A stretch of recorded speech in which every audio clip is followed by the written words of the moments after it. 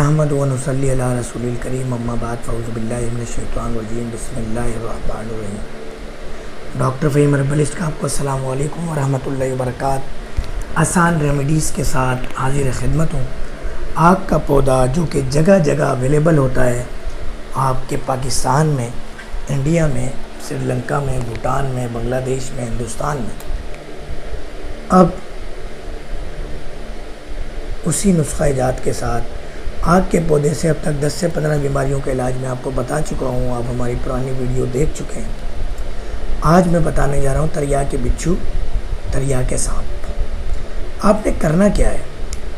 آپ نے دودھ لینا ہے، آگ کا دودھ۔ آگ کا دودھ نکالنے کا طریقہ کہ فجر کے بعد آپ نے آگ کے پودے کی ٹہنی کو کاٹ لینا ہے اور الٹا لٹکا لینا ہے، اس میں دودھ ٹپکے گا۔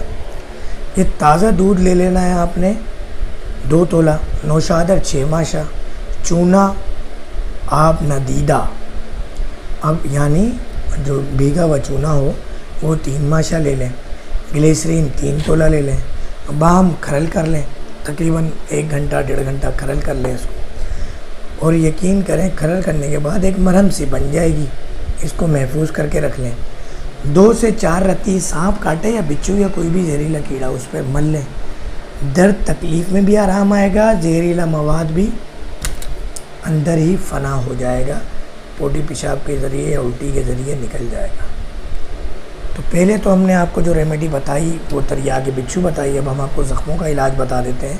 چھلکا ہے جڑ، یعنی جڑ کو وہی آپ نے چھال نکال لینی ہے اور خشک کر لینا ہے اس کو۔ ایک حصہ یعنی تقریباً 50 گرام لے لیں یا 10 گرام لے لیں۔ 10 گرام تقریباً اگر 10 گرام یہ لیتے ہیں تو 30 گرام جو ہے وہ رال لے لیں، 40 گرام کتھ لے لیں، تینوں کو باریک پیس لیں، کھرل کر لیں 1.5 گھنٹہ، اور اس کے بعد صاف شدہ زخموں کو یعنی آپ یا تو پائیوڈین سے صاف کر لیں یا تو آپ نارمل سلائن سے زخم کو صاف کر لیں، ڈیٹول سے صاف کر لیں۔ اس کے بعد اس کو چھڑکیں، چھڑکنے کے بعد 1 گھنٹہ کھلا چھوڑیں، پھر اس کے بعد بینڈیج کرنا چاہیں بینڈیج کر لیں تاکہ وہ اس پہ جراثیم نہ لگے، مٹی نہ لگے یا دوا جو ہے ہٹ نہ جائے۔ تو یقین کریں بڑا اچھا معاملہ ہو جاتا ہے، بڑا زبردست معاملہ ہو جائے گا۔ امید ہے کہ ویڈیو آپ کو ہماری پسند آ رہی ہوگی۔ آگ کے پودے سے ہم علاج بتا رہے ہیں، آگ کے پودے کی جڑ ہو، پتا ہو، تنا ہو، ٹہنی ہو، دودھ ہو، پھول ہو، یقین کریں ہر چیز، جڑ کی چھال بھی کارآمد ہے اور اس کا پتا بھی کارآمد ہے۔ اگلی ویڈیو میں ہم آپ کو بتائیں گے کہ اس کے نمونیے کی دوا کیسے بنتی ہے، بواسیر کی دوا کیسے بنتی ہے، اس سے پھر اگلی ویڈیو میں آپ کو بتائیں گے دوائے مرگی اور دمے کی دوا۔